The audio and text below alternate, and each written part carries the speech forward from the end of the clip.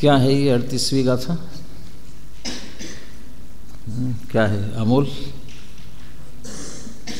क्या है? गाथा है और क्या है? मैंने क्या बताया इस गाथा में? वो मैं एक हूँ शुद्ध हूँ नहीं चाहिए। मैंने क्या विषय क्या चल रहा है? किसको? अमोल को? किसको चल रहा है? नहीं, किसके लिए? क्योंकि पीछे से प्रकरण ये चल रहा था ना, जो अज्ञानी अप्रतिबुद्ध है वो प्रतिबुद्ध हुआ, श्रद्धान हुआ, ज्ञान हुआ, आचरण हुआ। माने दर्शन ज्ञान से दर्शन ज्ञान चारित्र ऐसे रत्नत्रय रूप से परिणत जो आत्मा है, उनको स्वरूप संचेतन कैसे होता है उसकी चर्चा चल रही है। गाथा और टीका से दोनों से अपन ने चर्चा कर ली है। अंतरंग में अत्यंत बहुमान पूर्वक प्रतपामी, मैं कैसा हूँ?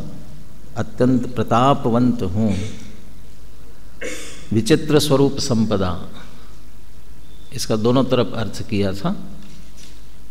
जगत के सभी पदार्थों की विचित्र स्वरूप संपदा यद्यपि विश्व में स्फुरायमान है और मेरे ज्ञान में भी वह स्फुरायमान हो रही है, तो उनके अनंत गुण पर्याय ये उनकी विचित्र स्वरूप संपदा और वो मेरे ज्ञान में प्रतिभासित होते हैं वैसे के वैसे ये मेरे स्वरूप, मेरी विचित्र स्वरूप संपदा। और ये दोनों की सहज स्वरूप संपदा है, दोनों अपने आप में स्फुरायमान होते हैं। उनके मुझ में स्फुरायमान होने से मुझे कुछ भी अंतर नहीं पड़ता, क्योंकि वे मुझे रंच मात्र भी मुझरूप भाषित नहीं होते। ये जो रत्नत्रय परिणत आत्मा का जो संचेतन है, वो ज्ञानी धर्मात्मा ज्ञानी हुआ रहेगा कहाँ? कहाँ रहेगा? इसी विश्व में तो रहेगा। श्रेणिक, राजा श्रेणिक का पुत्र पुष्पडाल, और पुष्पडाल तो मित्र का नाम था ना, हाँ, वारीसेन है ना, वारीसेन। वारीसेन वे मुनि हुए और उनके साथ उनका मित्र पुष्पडाल भी मुनि हुए। पुष्पडाल मुनि तो हो गए थे, लेकिन उन्हें अपनी पत्नी की बहुत याद आती थी। वे सामायिक में बैठे और उदास चेहरा लटका करके, तो वारीसेन महाराज पूछा क्या बात है? अब वो कैसे मुनि बने, वो तो फिर वो पूरे उतने उसमें नहीं जाना मुझे, कैसे मुनि बन गए थे, क्या हुए थे, लेकिन वो उदास से तो पूछा अभी क्या बात है? तो बोले पत्नी की याद आ रही है। और उनकी पत्नी के संदर्भ में आता है कि वो एकाक्षी थे, कहानी नहीं थे। अच्छा नहीं लगता कहानी कहना, तो एकाक्षी थी। तो वो आपका इनका भ्रम मिटाना चाहिए, इसलिए वो पुनः वारीसेन मुनिराज ने रानी चेलना के पास संदेश भेजा कि मैं महल में आ रहा हूँ, महल में आ रहा हूँ और मेरी जितनी रानियाँ हैं उन सब रानियों को 16 श्रृंगार करके तैयार रखना।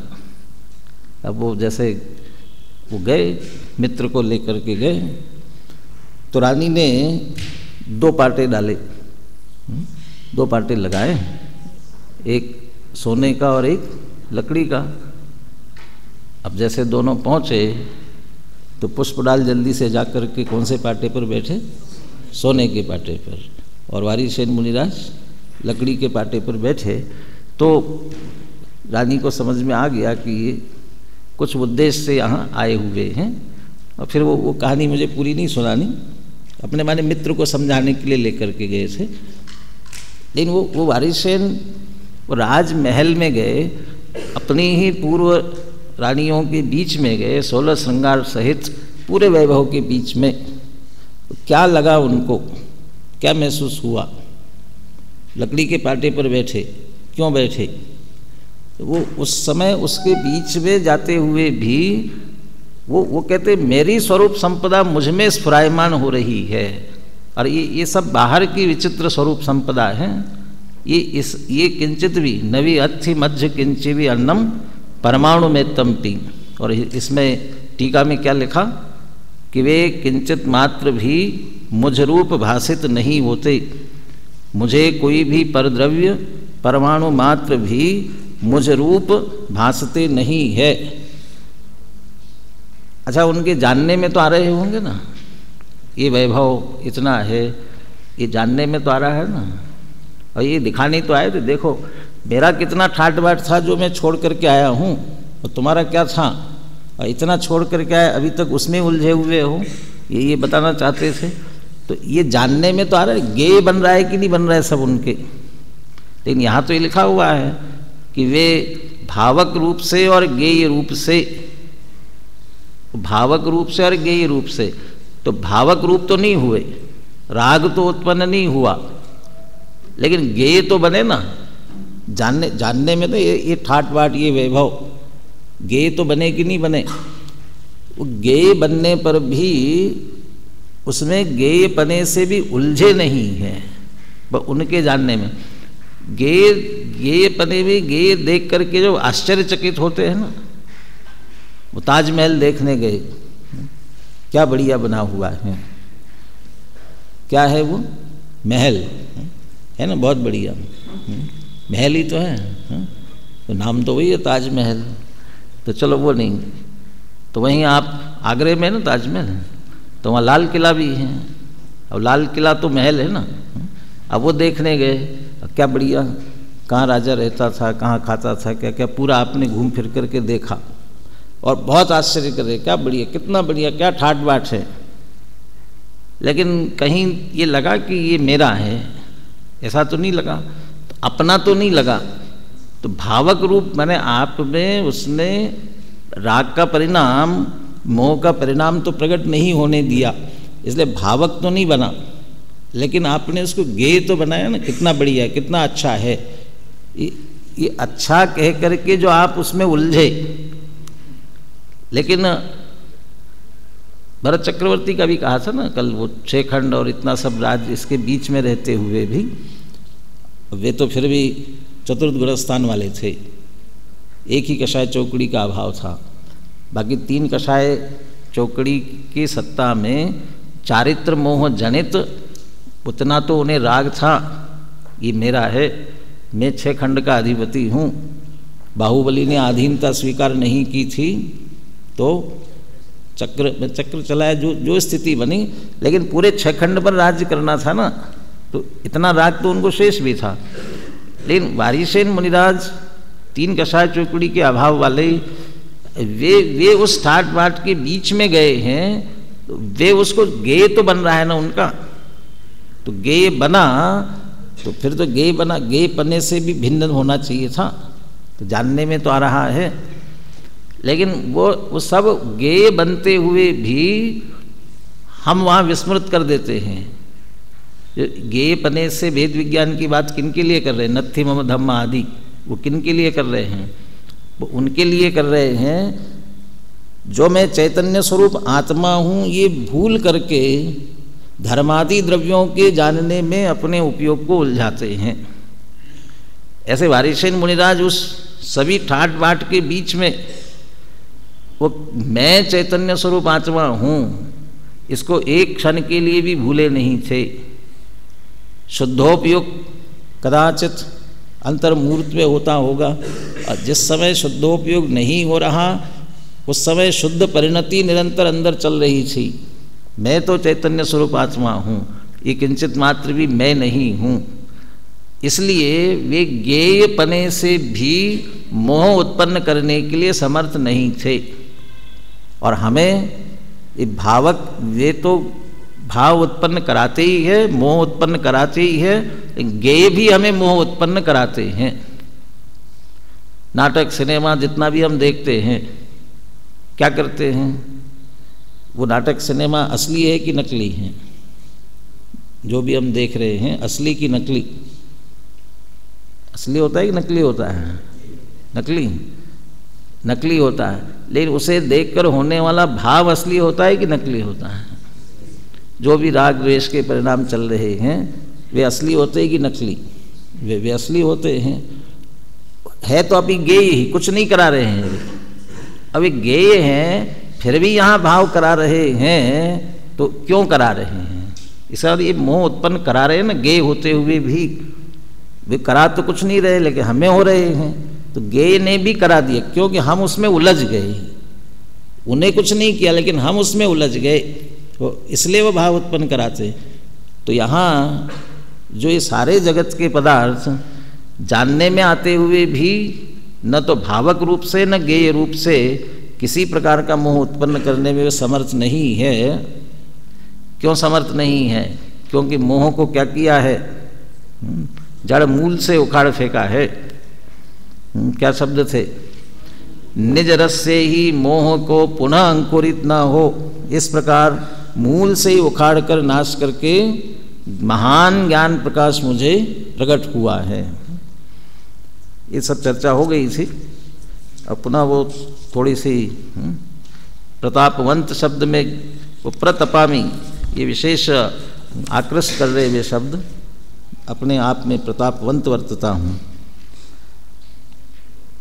73वीं गाथा से तुलना करने की बात हुई थी, क्योंकि 73वीं गाथा भी आगे अहम एक को खलु शुद्धो और नान दंसन समग्गो, ये 3 विशेषण समान हैं। इन 3 विशेषणों में नान दंसन समग्गो की व्याख्या एक सी है, उसमें कोई अंतर नहीं है। सामान्य विशेषात्मक रूप होने से चिन्मात्र शक्ति सामान्य विशेषात्मक है, इसलिए ज्ञान दर्शन में है। तो यहाँ भी वही चर्चा ली है, सामान्य विशेष वाली ही बात ली है, इसलिए उसमें कोई विशेषण में बात नहीं है।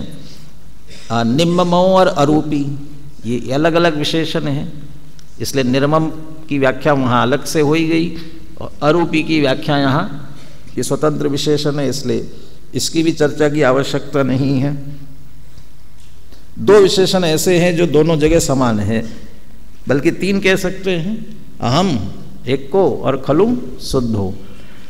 अहम के लिए तो कोई बात नहीं है, वो उसमें अहम पने की जिस तरीके से व्याख्या की जाए, निश्चय का विषयभूत जो शुद्ध आत्मा है उसकी बात होनी है, इसलिए उसको किन्हीं विशेषणों से कहा जाए। अब एक और शुद्ध की क्या व्याख्या की है और उसमें क्या अंतर है? एक में भी कोई ज़्यादा माने अधिकारों के अनुसार कुछ अंतर किया जाए ऐसा नहीं है, क्योंकि 73वीं गाथा में जो एक की व्याख्या की गई क्या है, किसको याद है? नित्योदित विज्ञान घन स्वभाव भावत्व के कारण अनादि अनंत भी शब्द जोड़ा है ना।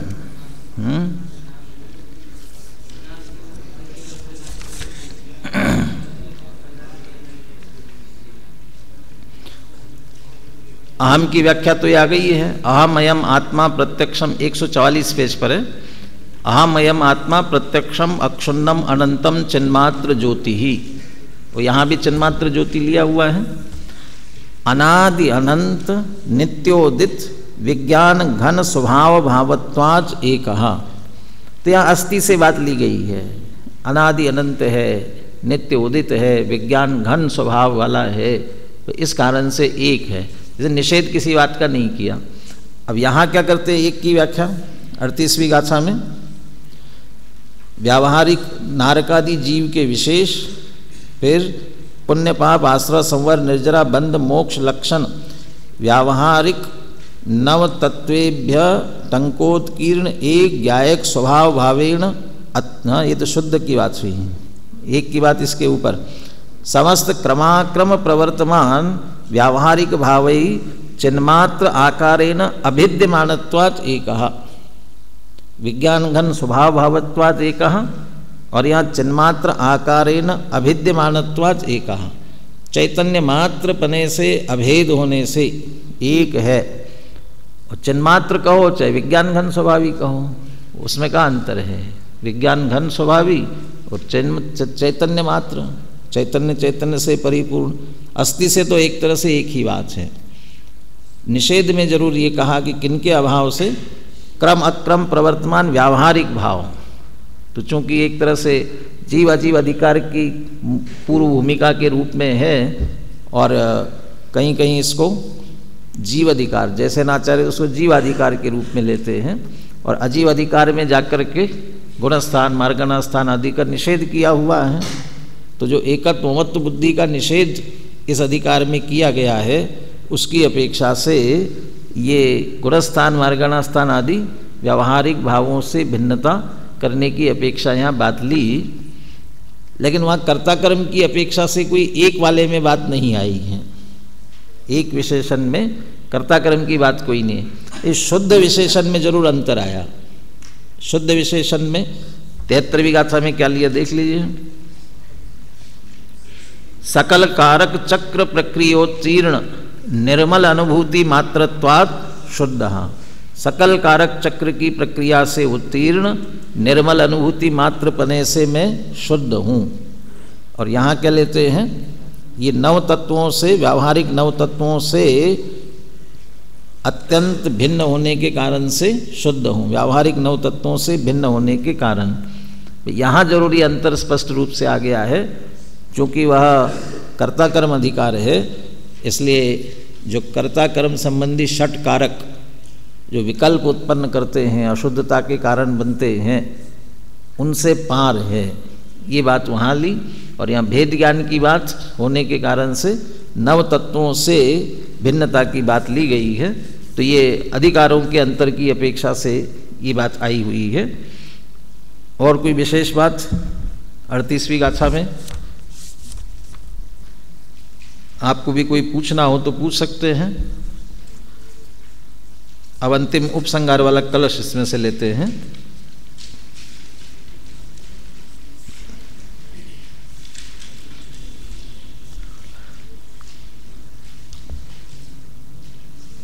कलश प्रारंभ हो उसके पहले हिंदी में 3 पंक्तियां लिखी हुई है। आचार्य देव स्वयं तो ज्ञान सागर आत्मा में डुबकी लगा ही रहे हैं। अब आगामी कलश के माध्यम से संपूर्ण जगत को भी आमंत्रण दे रहे हैं, प्रेरणा दे रहे हैं। ये जगत के जीवो, तुम भी इस ज्ञान सागर में डुबकी लगाओ और अतीन्द्रिय आनंद को प्राप्त कर अनंत सुखी हो जाओ। ये आमंत्रण देते हुए, प्रेरणा देते हुए ये पूर्व रंग का उपसंहार करते हैं। 32वां श्लोक है। मज्जन्तु निर्भरममी सममेव लोका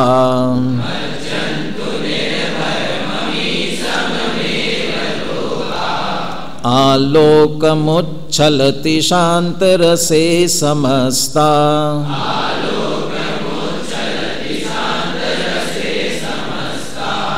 आप्लाव्य विभ्रमतिरस्करिणीं भरेण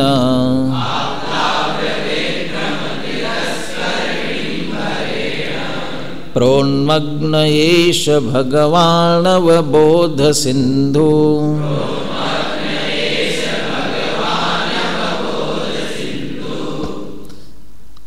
आमंत्रण देते समय किस लिए, कैसे आमंत्रण दे रहे हैं, वो उपलक्ष्य बताते ना। सबसे पहले क्या हुआ जिसके कारण हम आप सबको आमंत्रित कर रहे हैं, क्या हुआ है।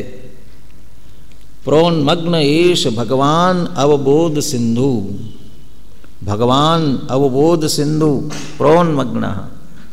प्रोन्मग्न माने क्या, उन्मग्न माने, मग्न माने डूब गए, और उन्मग्न माने अभी आप क्या उन्मग्न माने क्या अर्थ करेंगे, हाँ? और उसमें प्र और उपसर्ग लगा हुआ है, प्रोन्मग्न, उन्मग्न।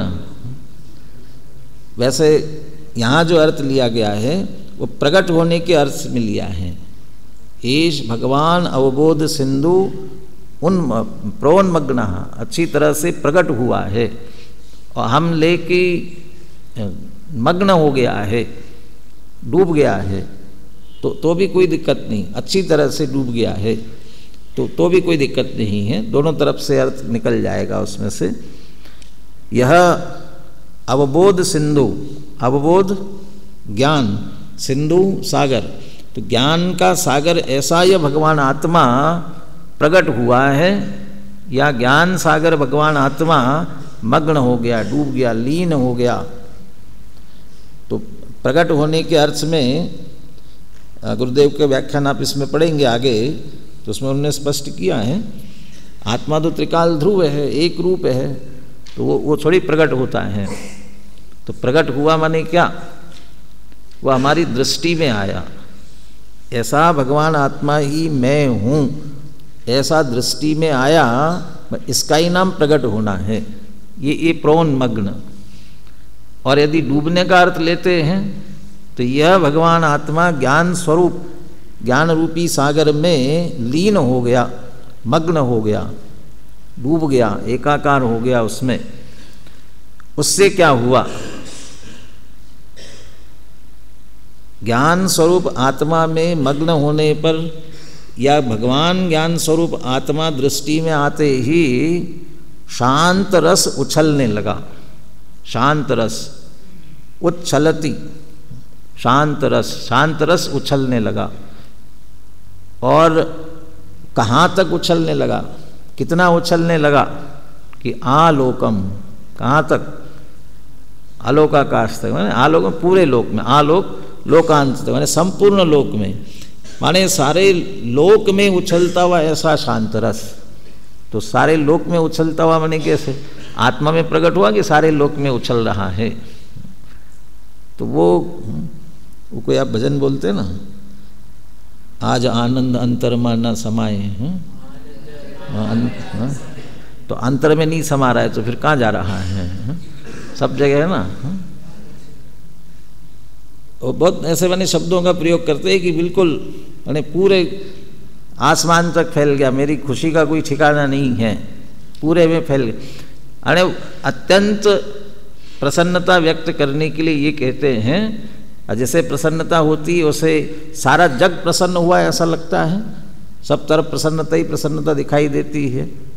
जिसके अंदर प्रसन्नता होती है तो उसे सुबह उठते ही ऐसा लगेगा आज तो सूरज भी हंस रहा है, पेड़ पौधे भी हंस रहे हैं, और सब जगह प्रसन्नता प्रसन्नता ही है, सब जगह। तो क्योंकि अंदर में प्रसन्नता है इसलिए सब तरफ प्रसन्नता भाषित होगी। तो अंदर में शांत रस प्रकट हुआ है तो मानो वो कह रहे कि सारे लोक में उछलता हुआ, सारे लोक तक उछल रहा है, ऐसा शांत रस प्रकट हुआ। क्योंकि आत्मा में ऐसा शांत रस है, इसमें मग्न होते ही, उसका लक्ष्य करते ही वह निश्चित रूप से इस प्रकार से प्रकट होता है। उस शांत रस में आलोकम उच्छलति शांत रसे। अब आपके ये संस्कृत के हिसाब से जो गच्छन खादन कौन से वो होती है, क्षत्रिय प्रत्यय होता है ना, उसकी वो सप्तमी विभक्ति है। आलोकम उच्छलत, उच्छलती सप्तमी विभक्ति, और शांत रसे। तो आलोक तक उछलते हुए ऐसे उस शांत रस में समस्ता लोका मज्जन्तु, सारा लोक क्या करो, वो शांत रस में आकर के मज्जन्तु, मग्न हो जाओ, लीन हो जाओ। मज्जन्तु शब्द से ले रहे डूब जाओ, नहाओ, उसमें नहाने के हिसाब से कह रहे हैं। और ऊपर से एक एक लोटा पानी डाल करके मत नहाओ, बल्कि कैसे, वो उसमें डुबकी लगा करके वो मज्जन्तु, उसमें निमग्न हो जाओ अच्छी तरह से। निर्भरम, अच्छी तरह पूरी तरह से निर्भरम। अमी माने यह लोक, अमी लोका, ये सारा लोक जो है सममेव, नंबर मत लगाओ आगे पीछे, लाइन लगाने की जरूरत नहीं है, मेरा नंबर कब आएगा, एक साथ, और सब एक साथ डुबकी लगा सकते हो। तो इतना बड़ा स्विमिंग पूल है, इतना बड़ा है, तो बड़ा कह रहे ना, क्योंकि आलोक मुच्छलति, सारे लोक में उछल रहा है। कहाँ डुबकी लगाना है, शांत रस में। कहाँ है वो शांत रस, सबका अपने अपने पास में है, इसलिए वहाँ डुबकी लगाना है।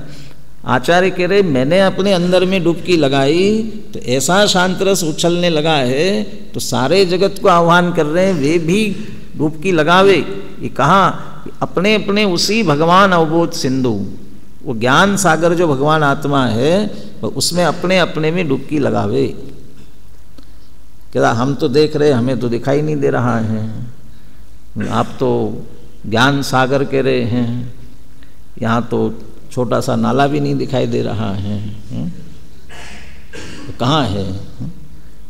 कह रहे वो है वहीं, लेकिन वो दिख नहीं रहा है।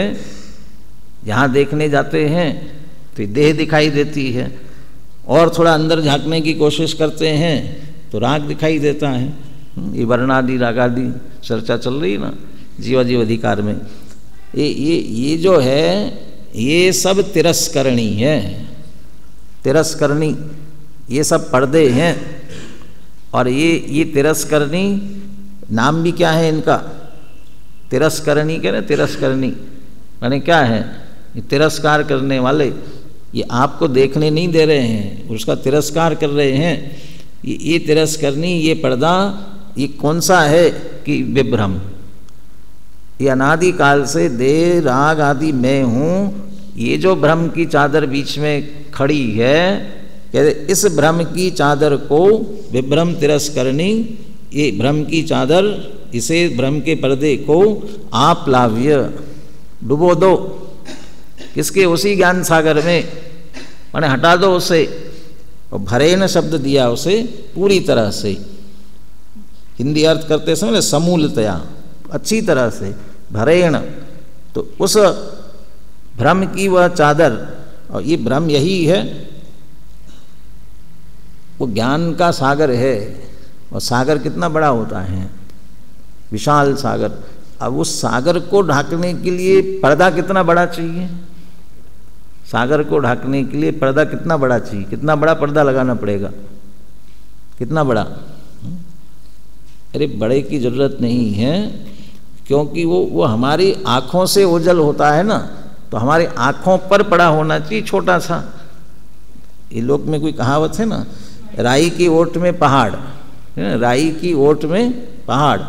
तो पहाड़ कितना बड़ा, और किसकी ओट में है? राई की। तो राई कितनी सी छोटी है, लेकिन वो पूरे पहाड़ को ढक लेती है। वो ऐसे ही ये हमारा मिथ्यात्व का परिणाम, राग का परिणाम एक समय का, या ये देह, ये सारे अनंत गुणात्मक, अनंत चतुष्टयात्मक ऐसा जो हमारा आत्मा, जहाँ ऐसे ज्ञान सागर कहा गया है, उस सारे ज्ञान सागर को रोके इतनी उसमें ताकत है। वो मिथ्यात्व में, वो अज्ञान में, उतने एक समय की उस विपरीतता में, वो सबको रोक के रखा हुआ है। उसे दूर करने की बात करते हैं। वो भ्रम की चादर, टोडरमल जी ने भ्रम के लिए ऐसा लिखा ना, भ्रम जनित दुख का उपाय भ्रम दूर करना है, और कुछ नहीं है।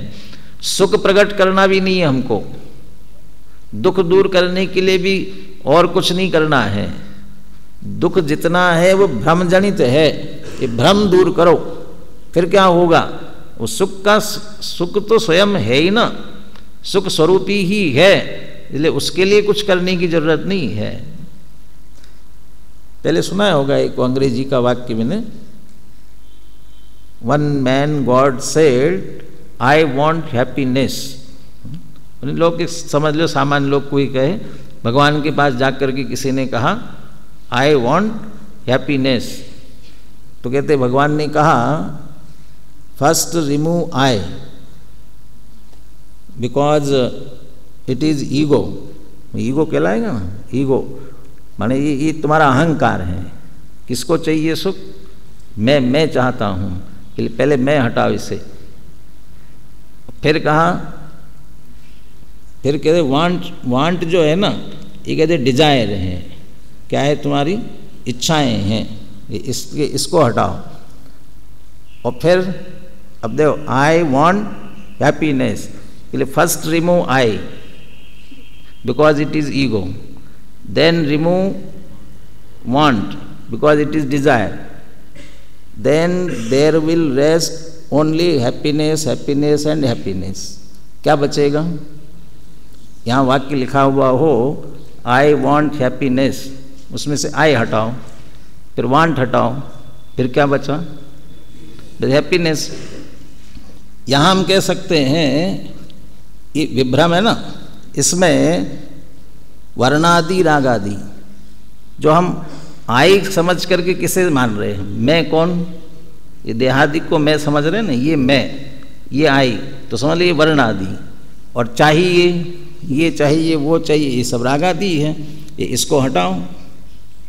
यदि ये हटाया तो बचा क्या, वो निश्चित सहज रूप से, चूंकि वो ज्ञान और आनंद स्वरूपी है, इसलिए वो वही बचेगा, है ही उसमें, इसलिए सहज बचने वाला है। इसलिए कहते विभ्रम तिरस्करणिम भरेण आप्लाव्य, भ्रम की चादर को डुबो दो, हटा दो, और बस वो हटा, फिर और कुछ करने की जरूरत नहीं है। वो ज्ञान का सागर तो अंदर लहरा ही रहा है सहज, जैसे वो समुद्र तो अपने आप में लहरा रहा है, एक छोटी सी आड़ हमारी आँखों के सामने है, तो हमारी आँखों की आड़ हटाने की जरूरत है, समुद्र को खड़ा करने की हमें जरूरत नहीं है। समुद्र में लहरें, ये समुद्र इतना विशाल, वो अपने आप में है। ऐसा ज्ञान और आनंद का सागर आत्मा स्वयं अपने आप में है, वहाँ कुछ नहीं करना है। बस ये मोह मिथ्यात्व और अज्ञान में, या कहे देहादि और रागादि में, ये मैं हूँ, ये भ्रम जो खड़ा हुआ है, बस इस भ्रम को छोड़ने की जरूरत है। देखिए पुनः श्लोक पढ़ते हैं, फिर नीचे हिंदी अर्थ पढ़ेंगे। अब आप शब्दों का अर्थ इधर उधर लगाने की कोशिश करना उसमें से। मज्जन्तु निर्भरममी सममेव लोका,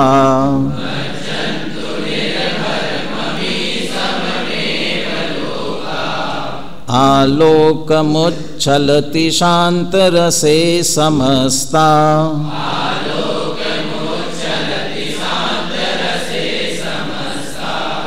आप्लाव्य विभ्रम तिरस्करिणीं भरेण,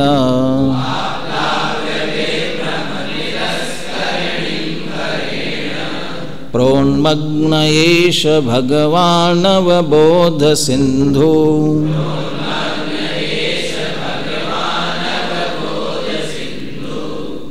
नीचे जो अर्थ किया उस हिसाब से यदि ये संस्कृत अन्वय लगावे ना, तो इसमें ऐसा लगा सकते हैं, ईश भगवान अवबोध सिंधु विभ्रम तिरस्करणिम भरेण आप्लाय प्रोन्मग्नः। यह भगवान ज्ञान सागर आत्मा विभ्रम तिरस्करणिम, भ्रम की चादर को भरेण आप्लाव्य, पूरी तरह से डुबोकर दूर करके, प्रोन्मग्नः, अच्छी तरह से प्रकट हो गया है। और प्रकट होने से शांत रस भी वहाँ प्रकट हुआ, तो उसके कारण आलोक मुच्छलति शांत रसे अमी समस्ता लोका निर्भरम समम एव मज्जन्तु। ये सारा जगत उस उछलते हुए शांत रस में, आलोक तक उछलते हुए शांत रस में, ये सारा लोक एक साथ पूरी तरह से मग्न हो जाए, डूब जाए। वो तीर्थंकर प्रकृति का बंध होता है ना, वो कैसे कैसे परिणामों में होता है। जगत के सारे जीव सुखी हो, सारे जगत के जीवों को ये सुख का मार्ग है वो मिले, ये भावना हमें प्रकट हुआ है। जैसा अतीन्द्रिय आनंद, शांत, निराकुल शांति, वैसे सारे जगत को प्रकट हो और वो सारे जगत प्रकट करे, ऐसी ऐसी भावना भाई है। गुरुदेव के उद्धरण में लिखा है, यहाँ आचार्य ने चूल का न्योता दिया है। चूल का न्योता माने, अब पता नहीं वो अनुवाद करने वालों ने बुंदेलखंड से लिखा है या गुरुदेव को भी चूल का न्योता मालूम था। वो चूल का न्योता दिया। क्या होता है चूल का न्योता? भाई सब सपरिवार, और सपरिवार नहीं, पै पावनों सहित, जो भी अपने घर में, आपके घर में चूल्हा जलाने की जरूरत नहीं है। आचार्य कह रहे हैं कि साहब ये हम काम करते रहेंगे तो हमारे सबके घर के चूल्हे बंद हो जाएंगे ना। कहते वो चूल्हे बंद ही करना है। उस चूल्हे में कब तक बनाते पकाते और खाते रहोगे? ये हमने अंदर में अपने कोई भजन की पंक्ति है ऐसी, अरे वो है ना, आप ही बनावे आप ही खावे खावत ना ही अगावे। एक योगी असन बनावे, है ना, वो योगी ऐसा खाना बना रहा है, ये कैसा, स्वयं बनाता है, स्वयं ही खाता है और खाते हुए कभी अघाता नहीं है, पुनः पुनः निरंतर, और कभी खाना उसका ख़त्म नहीं होता है। वो स्वयं खा रहा है और सारे जगत को खा रहा है, खाने के लिए कह रहा है आओ सभी, और सब उसमें आकर के अक्षीण महानस रिद्धि अक्षीण, वो अक्षीण रिद्धि प्रकट हो गई, वो जैसे सब भोजन करके जाओ, कोई कम पड़ने वाला नहीं है। ये अंतर शांति प्रकट हुई है, इसलिए वो सबको ऐसा आमंत्रण दे रहे हैं। इसका श्लोकार्थ है, यह ज्ञान समुद्र भगवान आत्मा विभ्रम रूपी आड़ी चादर को समूलतया डुबोकर अर्थात दूर करके हटाकर स्वयं सर्वांग प्रकट हुआ है, पूर्णतया प्रकट हो गया है। अतः अब हे लोक के समस्त लोगों, लोक पर्यंत उछलते हुए उसके शांत रस में सब एक साथ ही मग्न हो जाओ। बोलिए कलश और पद्यानुवाद बोलिए।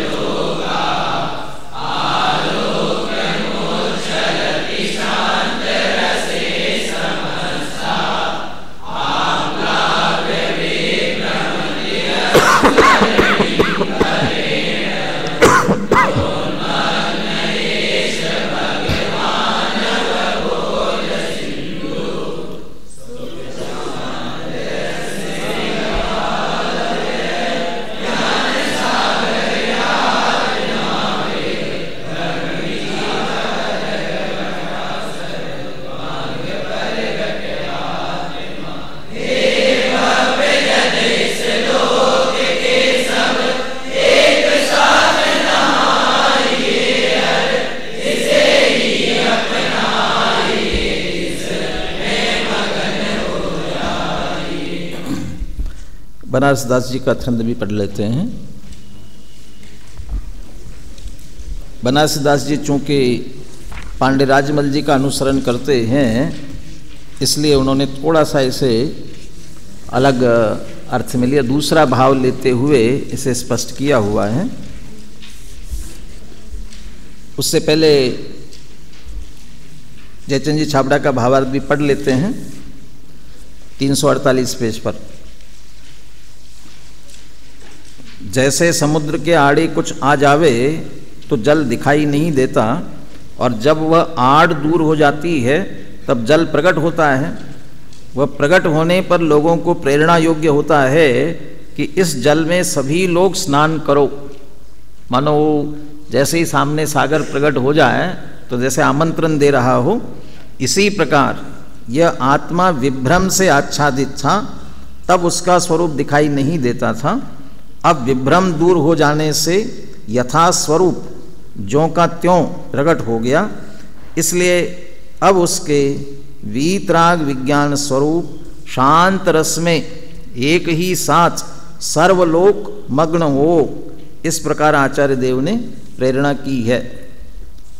अथवा इसका अर्थ यह भी है कि ये दूसरा अर्थ निकालते उसमें से, जब आत्मा का अज्ञान दूर होता है तब केवल ज्ञान प्रकट होता है, क्योंकि अवबोध सिंधु ज्ञान सागर का ना, इसलिए अपार अनंत ज्ञान प्रकट हो गया, इसलिए केवल ज्ञान प्रकट होता है। और केवल ज्ञान प्रकट होने पर समस्त लोक में रहने वाले पदार्थ एक ही समय ज्ञान में झलकते हैं, उसे समस्त लोग देखो। तो समस्ता लोका माने एक साथ में ना, सममेव, तो उसमें से अर्थ निकाला ही।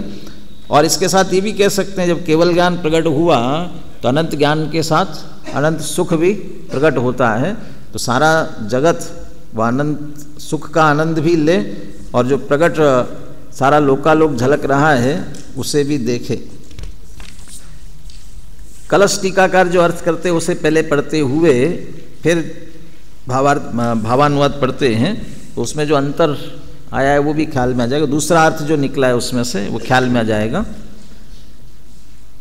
पंडित राजमल जी कलश टीका में इस कलश का अर्थ करते हुए सिंधु शब्द का अर्थ अभिनेता करते हैं, पात्र। अब ये कौन से डिक्शनरी से होता है देख लेना, और वैसे ही राजमल जी की डिक्शनरी अलग चलती हैं। इस कलश का अर्थ नाटक के रूपक के रूप में करते हुए कहते हैं कि जिस प्रकार अखाड़े अर्थात नाटक नाट्यशाला रंगमंच में पात्र जो अभिनेता होता है नाचता है, उसी प्रकार यहाँ भी आत्मा का शुद्ध स्वरूप प्रकट होता है। भावार्थ इस प्रकार है कि अखाड़े में प्रथम ही अंतर्जवनिका कपड़े की होती है। अंतर्जवनिका ने पर्दा, नाटक का मंच बना हुआ, स्टेज बना हुआ हो तो सामने पर्दा लगा हुआ होता है। वो पर्दा जब उठता है तब नाटक दिखाई देता है सभी को, पर्दा जब तक उठता नहीं है तब तक दिखता नहीं है किसी को भी। और सभी जो बैठे हुए लोग क्या कहते हैं, पर्दा खोलो जल्दी। अब वो पर्दे के प्रति सबकी तिरस्कार की भावना रहती है, ये पर्दा क्यों बीच में पड़ा हुआ है, सबके द्वेष का कारण, इसलिए तिरस्करणी कहा उसको, तिरस्करणी। तो ये उसको अंतर्जवनिका कहा है। अंतर्जवनिका माने पर्दा कपड़े की होती है, उसे दूर कर शुद्धांग नाचता है। शुद्धांग माने वो पात्र के अर्थ में, नाटक के रूप में लेंगे जो पात्र है वो नाचता है। यहाँ भी अनादिकाल से मिथ्यात्व परिणति है, ये पर्दा है, जो मिथ्यात्व परिणति है ये पर्दा पड़ा हुआ है।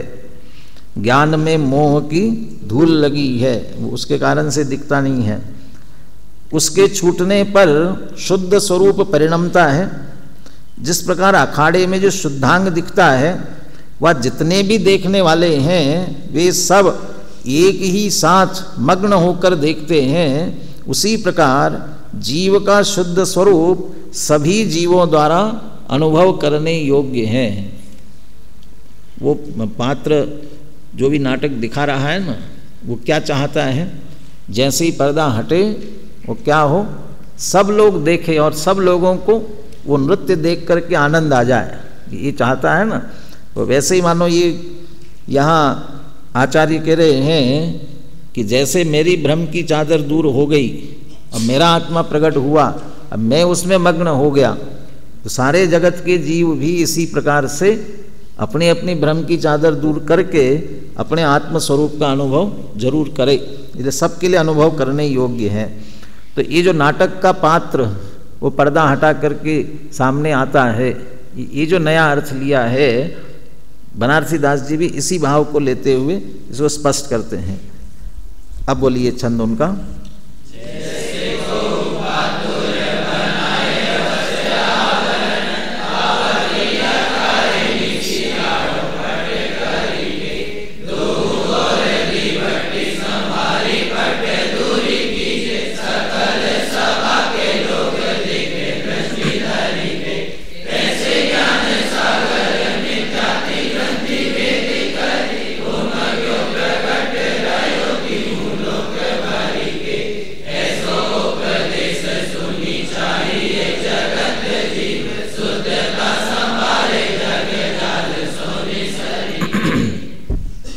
पूरा सांग रूपक जैसे घटित किया उसे, सांग रूपक क्या बोले, रूपक खड़ा किया कि क्योंकि नीचे सांग रूपक नहीं लगाया है उसे, दृष्टांत में पूरा रूप खड़ा किया है सामने। जैसे कोई पात्र माने पात्र, नाटक करने वाला नेता अभिनेता, वो क्या करता है, बनाए वस्त्र आभरण, वस्त्र आभरण वगैरह पहन करके तैयार हुआ। आवती अखाड़े, अखाड़े में माने रंगमंच पर स्टेज पर आ गया, लेकिन वह बातें ही एकदम से शुरू नहीं करता है। तो जब वो सामने आता है ना, तो पहले क्या करते हैं, निसी, ज़्यादातर तो रात में खेले जाते थे ना नाटक सभी, इसलिए निसी समझ लिए रात्रि में आड़ोपट करी के, वो आड़ा पर्दा करके फिर आता है, पहले मंच पर आता है, वो पर्दा वहाँ आड़ा सामने रहता है। दोहों ओर दिवटी संवारी, तो पहले फिर लाइट्स होना चाहिए ना, अच्छी तरह से सबको दिखाई देवे, तो पहले क्या करते थे, मशाल जलाते थे तो दोनों साइड, तो मंच के दोनों ओर के दोनों ओर दीवटी संवारी, जो मशाल जल रही उसे अच्छी तरह से संभाल लिया, जला दिया, या दीवटी दिए की जो भी व्यवस्था की वो प्रकाश की, उसको अच्छी तरह से संभाल लिया, जला दिया, प्रकाश अच्छी तरह से हो गया, तब पट दूरी कीजे, फिर क्या किया, वो पर्दा हटा दिया। अब फिर सकल सभा के लोग देखे दृष्टि धरी के, तब जो है सभा में बैठे हुए सारे लोग जो है दृष्टि दे दे करके अच्छी तरह से फिर उसे देखते हैं, सबको दिखाई देता है। मैंने प्रकाश किया और पर्दा हटा और प्रकाश भी किया, तो यहाँ ऐसा कह सकते हैं मिथ्यात्व हटा, ज्ञान और चारित्र वो भी संभाला। ऐसा मिथ्यात्व दूर हुआ, पर्दा हटा, ज्ञान और चारित्र भी संभाल लिया, वो तब जो है परिपूर्ण शांत रस आनंद प्रकट हुआ, ऐसा उसके अर्थ में कह सकते हो आगे। तैसे ज्ञान सागर मिथ्यात ग्रंथ भेदी करी उम ग्यो प्रकट रहो। जैसे ज्ञान सागर भी जो मिथ्यात्व के कारण से प्रकट नहीं हो रहा था, तो मिथ्यात्व की ग्रंथि का भेद किया। ग्रंथि माने वैसे तो गांठ होती है, मिथ्यात्व की गांठ खोल दी, पर्दा, यहाँ पर्दा अर्थ करना हो, पर्दा हटा दिया, और जो ज्ञान सागर था वह उमग्यो और प्रकट रहो, उमग करके प्रकट हुआ, और त्यों लोक भरी के, मानो सारे तीनों लोकों में व्याप्त हुआ, या तीनों लोक जो है उसके जानने में आ गया। तो मिथ्यात्व के ग्रंथ के भेदन करने से ज्ञान सागर प्रकट हुआ है, इसलिए ऐसो उपदेश सुनी चाहिए जगत जीव। इसलिए सारे जगत को यह बात सुन करके क्या करना चाहिए, शुद्धता समारे जग जाल सो निसरी के, सारे जगत के जाल से निकलकर अपनी शुद्धता को संभालना चाहिए। और वह शुद्धता मिथ्यात्व के दूर होने पर, मिथ्यात्व रूपी जो चादर पड़ी है वो दूर होने पर होती है, इसलिए मिथ्यात्व को दूर करके उस शुद्धता को संभाले और प्रकट हो जाए, तो उसके साथ सहज ही शांत रस प्रकट होता है, उस शांत रस में मग्न हो जाना चाहिए।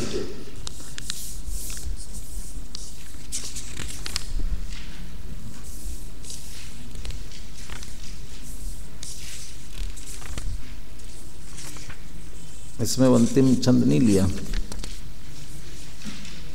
है ना, ये इसमें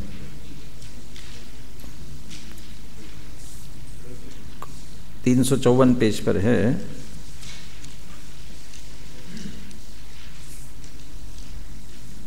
ये भी नहीं, जयचंद जी छाबड़ा जो है हर एक अधिकार के अंत में एक छंद लिखते हैं।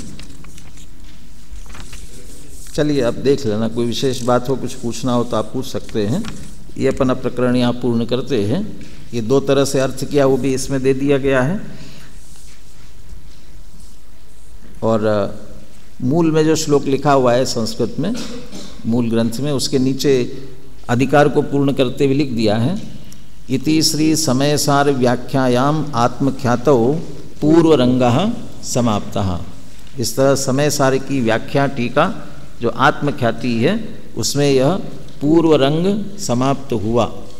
इसमें तो चूंकि पूर्व रंग है इसलिए यही लिखा, लेकिन बाकी में वो पात्र प्रवेश करेंगे और फिर वह पात्र अंत में निकल जाएंगे, वो उस रूप में हर एक अधिकार में लेंगे। यानी पूर्व रंग है इसलिए सिर्फ पूर्व रंग के रूप में इसमें लिया हुआ है, और पूरा नाट्य रूप दिया है। ये नाट्य रूप की चर्चा जीवादि अधिकार से पहले अपन ने कर ली थी, इसलिए नाट्य रूप की चर्चा इसमें जहाँ भी है वहाँ से पुनः पढ़ना हो तो आप इसे पढ़ सकते हैं। तो इस तरह से अपना पाठ्यक्रम जीव अजीव अधिकार का पूर्ण होता है। अभिधेय तो पूरा हुआ, संबंध अभिधेय और प्रयोजन, प्रयोजन तो अभिधेय, इस वर्ष का अभिधेय तो पूरा हो गया। अब प्रयोजन, प्रयोजन पूरा हुआ कि नहीं हुआ। अब प्रयोजन पूरा करना हर एक के अपने अपने हाथ में है। क्या प्रयोजन है, क्या प्रयोजन है? वाच्यवाचक तो संबंध कहा था, और शुद्ध आत्मा का निरूपण ये अभिधेय था, अब प्रयोजन क्या है? शुद्ध आत्मा की प्राप्ति वह प्रयोजन है। तो वह प्रयोजन हम सबका शीघ्रता से पूर्ण हो, इसी मंगल भावना के साथ ये प्रकरण अपना पूर्ण होता है। अभी पुण्य पाप अधिकार की जो चर्चा चल रही थी उसमें अब आप उपस्थित थे नहीं थे कितना मुझे ख्याल नहीं है, लेकिन करीब करीब ये अधिकार पूर्ण हो चुका है। कुछ कलश बाकी थे, लेकिन मेरे ख्याल से उससे गौन करते हुए नया आश्रव अधिकार प्रारंभ कर दें, या पुण्य पाप अधिकार में कुछ आप रह गया हो तो आप बताएंगे तो वहाँ से प्रारंभ करेंगे, अन्यथा आश्रव अधिकार कल से प्रारंभ होगा रात्रि के समय में। ठीक है ना?